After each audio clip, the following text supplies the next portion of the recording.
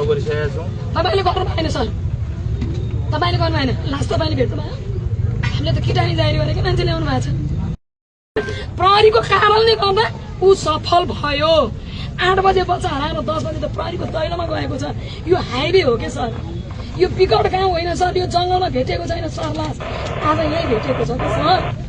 घर त्यहाँ छ 200 मिटरमा लास भेट्यो 3 दिनपछि के सर। कस्तो इन्भेस्टिगेसन हो तपाईँको? अनि तपाईँले त्योभन्दा बाहिरको ल्याएको भए पनि पत्याउँथ्यो। हामीले जसलाई किटानी जारी गर्यो त्यही सार्वजनिक गर्नुभयो सर। किन 3 दिन लाग्यो? हामीलाई विश्वास हुनु पर्यो। बिल्कुल प्रहरी चुकेको छ सर। म भन्छु सिधै सर, उहाँहरूलाई प्रमुखहरूलाई राखेर उहाँहरूलाई के गर्ने गर्नुहोस् न भाइ। पुणे हुँदा हामी मर्नु तयार हुन्छौँ। हामी सुरक्षित छैनौँ। 3 वर्षदेखि 80 वर्षको बुढीको ग्यारेन्टी लिनुहोस्। यो एरिया हो, हामी यहाँ मर्निङ वाक हिँड्छौँ, इभिनिङ वाक हिँड्छौँ। यो क्राइम हुने एरिया, हाम्रो ग्यारेन्टीको पर्दापति कसले गरिदिन्छ? प्रहरीबाट विश्वास भएन सर। यसमा त प्रहरी चुकेको हो सर। हामी सचेत नागरिक हौँ। प्रहरीको भूमिका के छ? यो दुनियाँमा बेकुफ नबनाउनु सर। बरु गल्ती स्वीकार्नुहोस्, यसमा कल्याण हुन्छ। ठिक छ त, मैले भन्दैछु त। मार्नुहुन्छ यी बच्चाले अब के सोच्छ? यिनै त शिकार भए। इमोसनल अपिल नगर्नु। किन नगर्ने सर?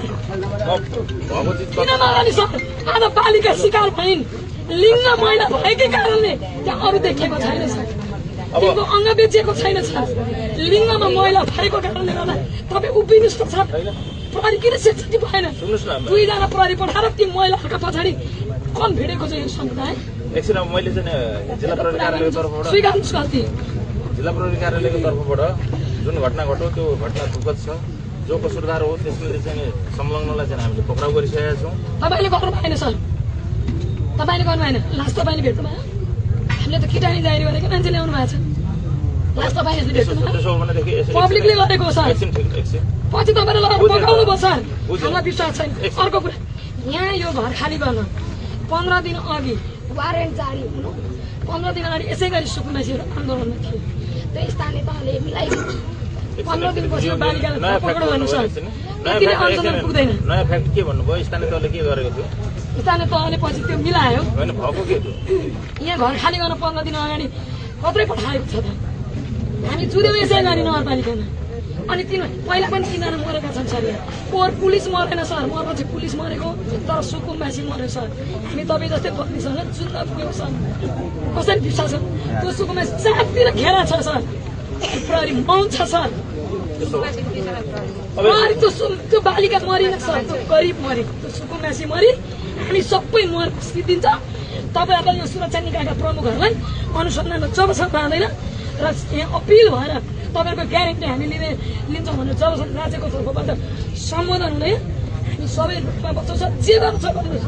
हामी सबै बालबच्चाले त यहाँ आउँछौँ सर। त्यहाँ किन बस्नु? हामी सुरक्षित छैन। त्यो गरिब मर्यो सर। एकछिन तपाईँ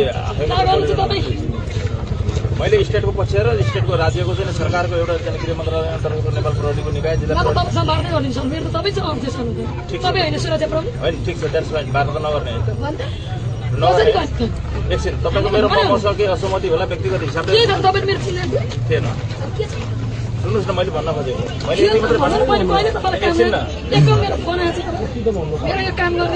जिल्ला प्रहरी कार्यालय के छ मेरो केही छैन त। मैले सुरक्षामा आएको छु सर। मेरो ठिक छ, वी आर कमिटेड टु छैन विश्वास।